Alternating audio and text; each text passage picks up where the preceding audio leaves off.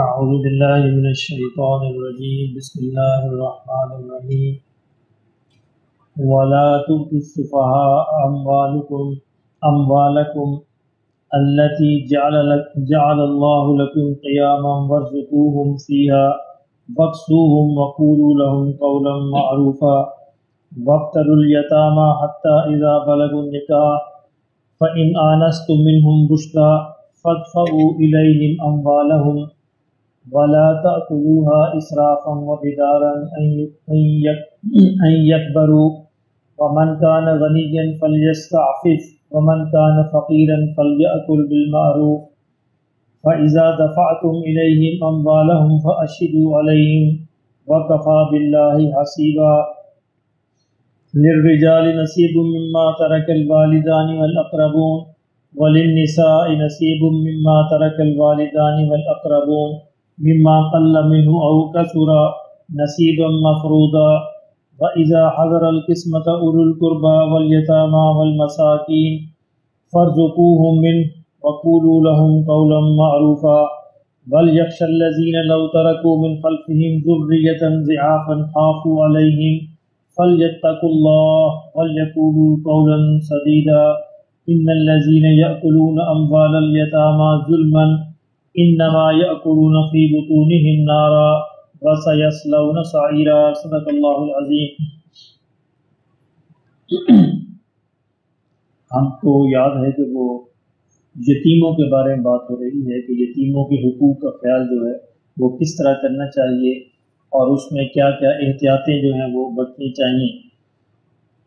دیکھیے یتیم کے بارے میں جیسا کہ میں نے عرض کیا تھا کہ یتیم کی کفالت کی بہت بڑی فضیلت ہے، بشرطے کہ انسان جو ہے وہ انصاف کے ساتھ کرے۔ اللہ کے رسول صلی اللہ علیہ وسلم نے ارشاد فرمایا جس کا مفہوم یہ ہے کہ جو یتیم کی کفالت کرتا ہے تو کل میں اور وہ دونوں اس طرح دو انگلیوں کی طرح ساتھ ساتھ ہوں گے، جس طرح دو انگلیاں ساتھ ہوتی ہیں یتیم کی کفالت کرنے والا اور میں کل قیامت میں اس طرح ساتھ ہوں گے۔ اتنی بڑی فضیلت ہے بشرطے کہ عدل و انصاف کے ساتھ اور احسان کے ساتھ کی جائے۔ فرمایا کہ وَلَا تُؤْتُوا السُّفَهَاءَ أَمْوَالَكُمْ، اور تم جو نادان ہیں جو کم عقل ہیں، یعنی یتیموں کی بات ہو رہی ہے، نادان اور کم عقل ہیں تو ان کے مال جو ہے اپنے مال جو ہے ان کے حوالے نہ کرو۔ الَّتِي جَعَلَ اللَّهُ لَكُمْ قِيَامًا، فرمایا وہ مال جس کا جو تمہارا سہارا بنتا ہے۔ اس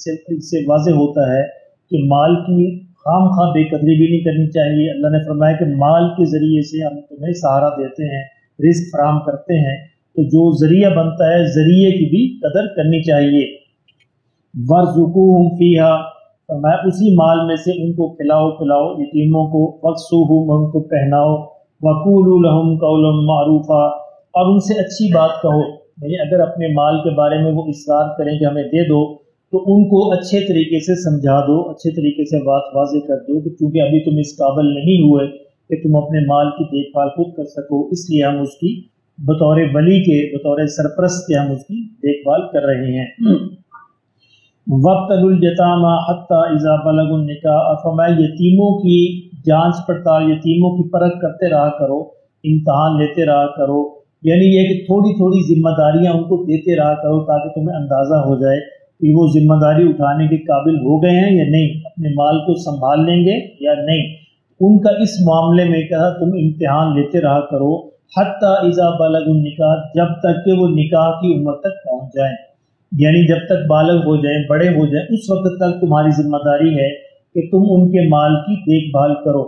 اور اس دوران بھی اس سے پہلے بھی تم ان کی امتحان لیتے رہا کرو، ذمہ داری ان پہ ڈالتے رہا کرو تاکہ تمہیں اندازہ ہو جائے کہ وہ اس کو اٹھانے کے ابھی قابل ہوئے ہیں یا نہیں ہوئے۔ اور اچھا اگر نکاح کی عمر کو پہنچ گئے لیکن پھر بھی ذمہ داری اٹھانے کے قابل نہیں ہوئے تو تب بھی مزید ڈیلے کیا جا سکتا ہے۔ اصل یہ ہے کہ وہ اس قابل ہو جائیں کہ اپنی ذمہ داری سنبھال سکے۔ فَإِنْ آنَسْتُم مِّنْهُمْ رُشْدًا، فرمایا جب وہ اس معاملے کو پہنچ جائیں تو پھر ان کے مال ان کے حوالے کر دو۔ فَادْفَعُوا إِلَيْهِمْ، ان کے حوالے کرو أَمْوَالَهُمْ، ان کے مال، وَلَا تَأْكُلُوهَا إِسْرَافًا وَبِدَارًا، اور فرمایا کہ تم اسراف کر کے، فضول خرچی کر کے اور جلدی جلدی کر کے ان کے مال کو خرچ نہ کرو، أَن يَكْبَرُوا، کہ تمہارا یہ خیال کہ کل کو بڑے ہو جائیں گے پہلے پہلے ختم کر دیتے ہیں، یعنی اس بہانے سے کہ چونکہ ہم ان کے سرپرست ہیں، خود بھی کھاتے رہو، ان کو بھی لٹاتے رہو، فضول، یعنی اللہ اس بات کو جانتے ہیں کہ تم نے صحیح خرچ کیا یا غلط خرچ کیا، فرمایا اس طرح خرچ نہ کرنا، اس طرح خرچ کرنا جیسے تم اپنا مال خرچ کرتے ہو،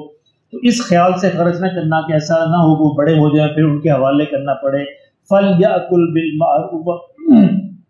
وَمَنْ كَانَ غَنِيًّا فَلْيَسْتَعْفِفْ، تو میں اگر کوئی ولی، کوئی سرپرست جو ہے یتیم کا، اگر وہ غنی ہے، مالدار ہے، اسے چاہیے وہ اس میں سے نہ لے، پھر یتیم کے مال میں سے نہ لے، پھر خود اپنے پاس سے خرچ کرے، اللہ اس کو غنی کرے گا۔ اسی سے علماء نے یہ مسئلہ نکالا ہے کہ جو سرپرست ہوتے ہیں اداروں کے، دینی اداروں کے جو سرپرست ہوتے ہیں، اگر وہ اس قابل ہیں کہ اپنا بوجھ خود اٹھا سکیں تو ان کے لیے بھی یہی حکم ہے کہ وہ اس میں سے نہ لیں، اپنا بوجھ خود اٹھائیں۔ وَمَنْ كَانَ فَقِيرًا، فرمایا ہاں جو فقیر ہے، غریب آدمی ہے، فَلْيَأْكُلْ بِالْمَعْرُوفِ، تو وہ اس میں سے پھر اپنے خرچے کا بھی لے سکتا ہے، یعنی یتیم کے مال میں سے، کیونکہ اس کی دیکھ بھال کر رہا ہے، اس میں سے جتنا تھوڑا بہت وہ اس کا ضرورت ہے وہ اس میں سے لے سکتا ہے۔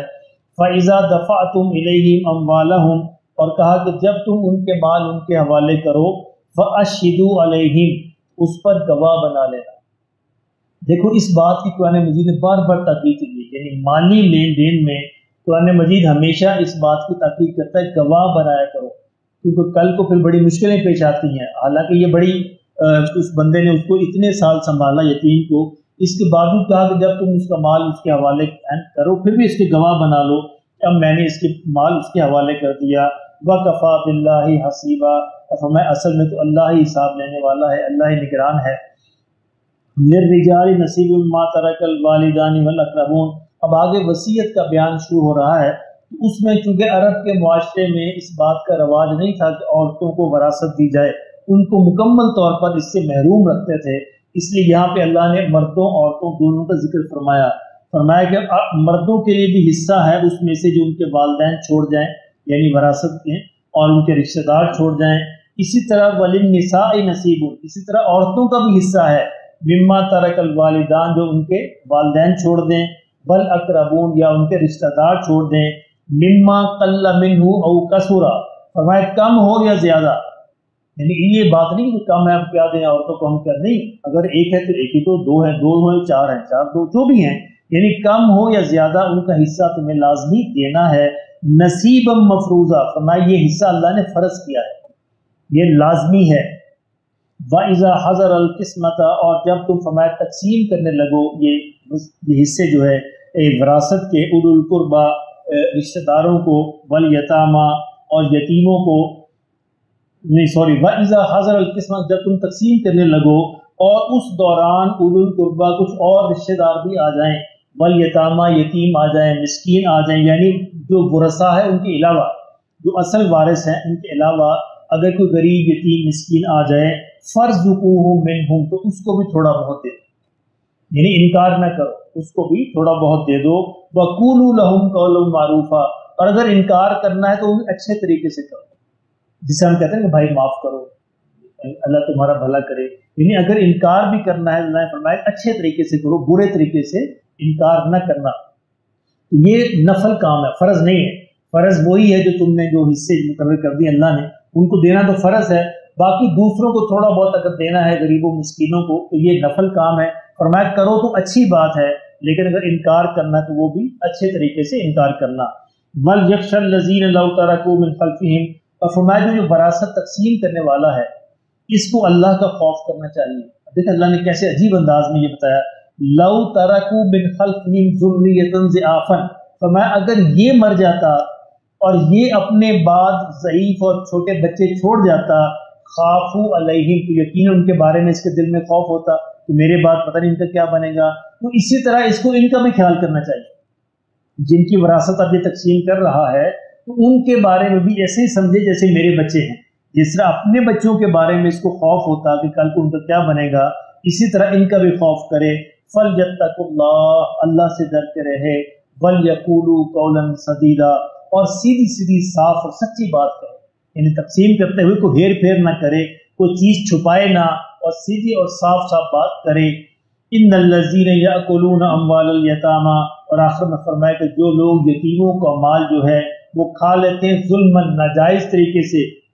गलत तरीके से उनका हक नहीं बनता। यानी हक क्या है कि वो सरपरस्त उतना ले सकता है जितना वो उसको जरूरत है दौरान उस सरपरस्ती की, जब तक वो देखभाल कर रहा है, उसके अलावा कोई हक नहीं है। उसमें भी कहा अगर वो अमीर है और वो उसको अल्लाह ने दे रखा फिर वो ना ले तो ज्यादा बेहतर है। इन्नमा याकुलूना फी बुतूनिहिम नारा, फरमाया जो यतीमों का माल जो है इस तरीके से खाते हैं वो अपने पेट में आग भर रहे हैं। अल्लाह अल्लाह हमारे हाल पर रहम फरमाए। वसयस्लौना सईरा, और फरमाया ये आग कैसा ही बुरा ठिकाना है जिसको वो अपने पेटों के अंदर भर रहे हैं। तो ये दो चीजें हमारे मुआशरे के अंदर भी पाई जाती हैं, यतीमों के साथ बुरा सलूक और वरासत के अहकामात के बारे में जो है वो बिल्कुल गफलत। वरासत के जो अहकाम है वो तो मुकम्मल गफलत है ना, उसमें तो हर दीनदारों की भी कोशिश होती है कि औरतों को, बच्चियों को, बहनों को वो महरूम ही कर दिए जाए। और इसी तरह जो यतीम रह जाते हैं उनके चचा ताया इधर उधर के वो भी डंडी मारने की कोशिश करते हैं पूरी। तो अल्लाह ने फरमाया कि वो अपने पेटों में गोया आग भर रहे हैं और ये आग हमारा सबसे बुरा ठिकाना है। अल्लाह पाक अपने पनाह में रखे।